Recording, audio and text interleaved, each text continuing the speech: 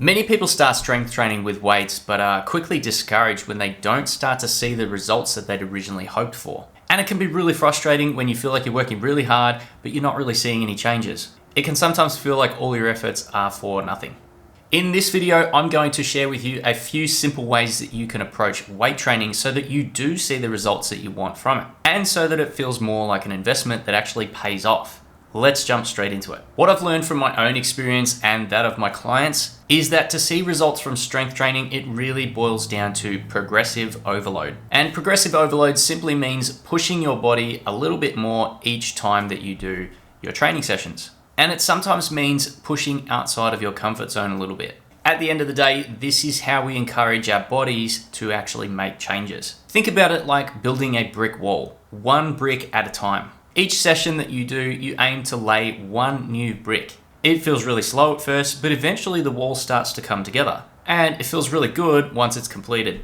The problem that most people experience is it feels like you're laying the same brick over and over and over again. Now, progressive overload doesn't mean going into the gym and lifting the most amount of weight you've ever lifted in your life every single session. Instead, we're aiming for small and consistent changes over time. When we stop challenging ourselves progressively, like say when you lift the same weight for the same number of reps week after week without changing anything, our bodies stop adapting to that and it stalls. That's when it starts to feel like you're laying the same brick over and over again. And really, that wall doesn't get anywhere. Here's a few ways that you can progress from session to session. What I'd recommend you do is pick one of these and try it out for at least a month before changing anything else. So first up, we have changes in the weight or the load, making small increases over time. Increasing weight over time is primarily how you get stronger, and that encourages your body to build muscle and to change. If you're lifting a weight, for example, for 10 reps, the idea here is that each session you'd aim to increase the weight by a small amount. 1 to 2.5 kilos is all that you're gonna need. And you'd be aiming to achieve the same number of reps with that increased weight. Now, there will be times where you can't increase the weight anymore or achieve the same number of reps. That will happen sometimes, and it's not really anything you need to worry about unless it's almost impossible for you to increase the weight week to week. That's when you're gonna need to figure out what's really going on,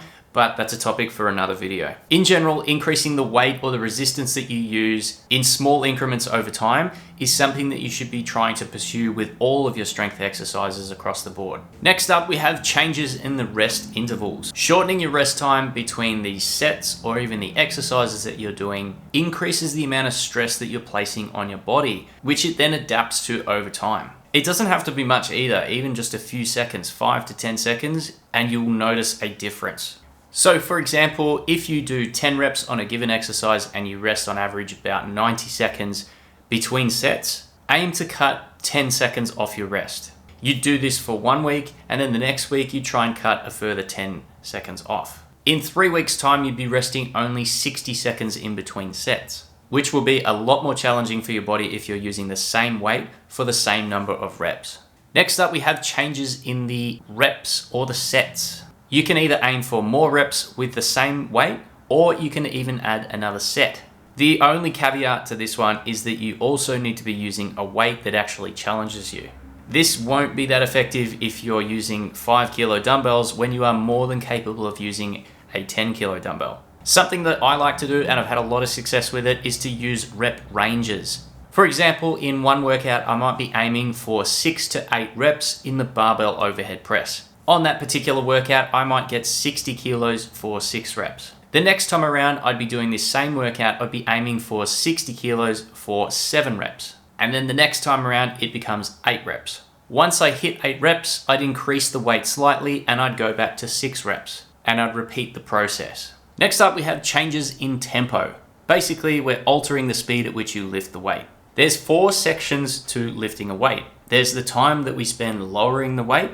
There's the time we spend at the bottom of the rep, the time we spend lifting the weight, and then also the time we spend at the top of the rep. And all of these can be manipulated and changed slightly to give you a completely different stimulus. By slowing things down, you increase the time under tension, which can also encourage the muscle to grow in size and in strength. You could simply move slower on the down phase, or you could even add in strategic pauses to get an extra challenge. Lifting things slower is often much harder, and it's also very effective at helping you build muscle size and strength. One thing to note with all of these progressive overload strategies is that they'll rarely work 100% in real life. It's all well and good to say add weight every week, but in the real world, we experience different things that come up in our lives, and so progress can't always be linear. So it's totally normal if you can't keep increasing the weight or adding reps week in, week out. So go at your own pace and think in larger jumps. Instead of worrying about how you are progressing week to week, look back at how you've progressed from month to month, and you'll get a very different picture as to how far you're actually progressing. At the end of the day, if you want to get stronger over time, you'll need to push yourself in a sustainable way. We don't want to go overboard and burn ourselves out, but we also don't want to go too slowly and not see any changes at all. If you stop giving your body a challenge, it stops responding since it can already do what you're asking it to do. So unfortunately, the answer to the age-old question of how long will it take me to see results is it depends. It's also not a simple one. But I can tell you with certainty, if you do progressively overload your body using some of the methods I shared earlier, you will start to see results eventually. Just remember, it's like building a wall. We've got to take it one brick at a time. That's it for this video. If this is something that you would like some extra help with, I'll leave a link down below in the description that will explain how I might be able to help you. Hopefully you got some great takeaways from this video and that you can use in your next workout coming up. Thanks so much for watching, and I'll see you next time.